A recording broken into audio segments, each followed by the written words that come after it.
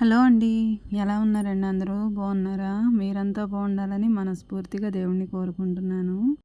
అనుకోకుండా అయితే నేను ఎగ్ కర్రీ అయితే చేస్తున్నానండి. అనుకోకుండా అంటే అనుకునే చేస్తున్నానండి. కానీ వీడియో అయితే తీసి పెడతానని అయితే అనుకోలేదు. షార్ట్ వీడియో కింద తీసానండి దీన్ని పోస్ట్ చేయడానికి. కానీ ఈరోజు ఏమీ లాగ్స్ లేకపోవడం వల్ల నేనేమి చేయలేక ఇది ఉంది కదండి దీన్ని లాంగ్ వీడియోలాగా పోస్ట్ చేస్తున్నానండి. నేను ఎగ్ కూర వండేటప్పుడు అయితే ఒక్కొక్కసారి ఇలా వేయించుతానండి. వేయించి పక్కన పెట్టుకున్న తర్వాత అదే ఆయిల్లో నేను ఆనియన్స్ కూడా వేసి వేయించేస్తాను. ఇవి బాగా వేగాలంటే కొంచెం ముందు ఉప్పు వేసుకోవాలండి. తర్వాత కలర్కి మనకి అలాగే పసుపు కొంచెం మంచిది కదండి ఆరోగ్యానికి, యాంటీబయాటిక్. అందుకని పసుపు ఉప్పు వేసి అయితే బాగా వేయించేస్తానండి. కొంచెం త్వరగా మగ్గిపోవాలి, పని అవ్వాలనుకుంటే కొంచెం ఉప్పు ముందే వేసేసుకోవాలి. నేనైతే కూరకు సరిపడా ముందే వేసేసానండి.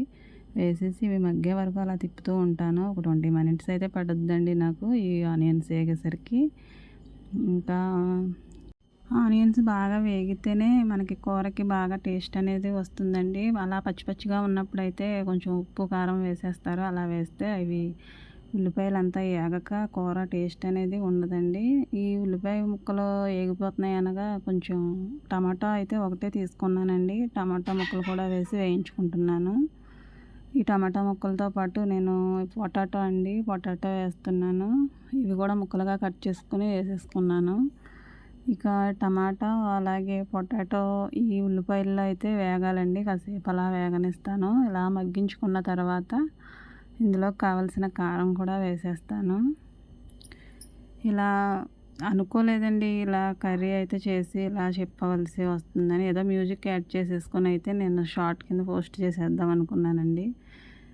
ఇలా మరి నేనైతే ఒక్కోసారి ఒక్కో విధంగా అయితే మరి నేను ఎగ్ కర్రీ అయితే చేస్తానండి. దాంట్లో నా దగ్గర ఏముంటే అవి వేసి చేసేస్తాను. ఒక్కోసారి ములక్కాడ వేస్తాను, ఒక్కోసారి పొటాటో వేస్తాను, ఒక్కోసారి ఎండు రొయ్యలు ఉంటాయి కదండి అవి వేస్తాను. నా దగ్గర ఉన్న వాటితోనే నేను ఈ ఎగ్ కర్రీ అనేది చేస్తానండి. ఒక్కోసారి అయితే వంకాయలు కూడా వేసి చేస్తాను. ఇంకా వాటర్ అయితే పోసేసానండి సరిపడా. ఇక వాటర్ పోసేసిన తర్వాత కాస్తంత ఉడికిన తర్వాత నా దగ్గర పచ్చి జీడిపప్పు ఉందండి. అంటే పచ్చి గింజలు ఉంటాయి, పచ్చి జీడి గింజలు. వాటిని కోసుకొని శుభ్రంగా కడుక్కొని ఇలా తీసుకుని వేసుకోవాలి. ఇవి కోయడానికైతే మరి కొంచెం కష్టపడాలండి. మరి ఇక వేసిన తర్వాత ఈ ఎగ్స్ ఉన్నాయి కదండి, అవి వేసిన తర్వాత వెంటనే ఎగ్స్ అనేది వేయలేదండి. నేను కాస్త ఆగాను. వాటిని ఉడికిన తర్వాత కూర ఇంకా కాసేపట్లో దించేస్తామనగా మాత్రమే నేను ఎగ్స్ వేస్తాను. ఎందుకంటే ఇవి వేయించాం కాబట్టి వీటిలో నీళ్ళు వెళ్ళిపోతాయండి. అలా కాకుండా మనకి చక్కగా గుడ్డు బాగుండాలంటే ఇవి దించేసే ముందే వేయాలండి. ఇలా జీడిపప్పు, పొటాటో అలాగే ఈ ఎగ్స్ కూడా కాంబినేషన్ సూపర్గా ఉంటుందండి. నేను అనుకోకుండా తీసిన వీడియో కాబట్టి నేను ఏమేమి కావాలో అనేవి ఇంగ్రీడియంట్స్ అయితే ముందు చెప్పలేదు. ఒకదాని తర్వాత ఒకటి చెప్పుకుంటూ ఇక వీడియో అయితే తీసేసానండి. ఇక లాస్ట్గా ఇక కూర అయితే దగ్గర పడిపోయింది. ఇలా దగ్గర పడిపోయిన కూరలో మనం ఇంకా జీడిపప్పు వేసాం కాబట్టి, అలాగే ఆలు వేసాం కాబట్టి ఫ్లేవర్ బాగుండాలంటే మసాలా యాడ్ చేసుకోవాలండి. గరం మసాలా అలాగే వెల్లుల్లి జీలకర్ర కదండి, ఓన్లీ వెల్లుల్లే. ఎందుకంటే జీలకర్ర మసాలాలో ఉంటుంది కాబట్టి. ఇక ఈ రెండు మిక్స్ చేసేసి కూర ఇక తిప్పేసుకుంటే ఇక కూర అయిపోయినట్టేనండి. ఇంకొక 5 మినిట్స్ అయితే చూసి స్టవ్ అయితే ఆపేస్తాను. ఇలా మసాలా వేసిన వెంటనే మరి కట్టకూడదు కదా, కొంచెం వాటికి పట్టాలి కదండి మసాలా ఫ్లేవర్ అనేది. ఇక అందుకని కాసేపు అలా తిప్పి ఒక 5 మినిట్స్ అయితే ఉంచుతానండి. ఇలా కూర దగ్గర పడిన తర్వాత చూస్తే చాలా బాగుంటుందండి. తినడానికి కూడా ఇంకా ఇంకా టేస్టీగా ఉంటుంది.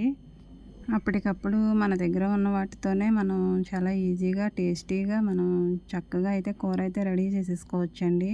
చేసే విధానంలోనే ఉంటుంది దాని రుచి అనేది. చక్కగా వండుకుంటే ఏదైనా మనకి రుచిగానే ఉంటుంది తినడానికి.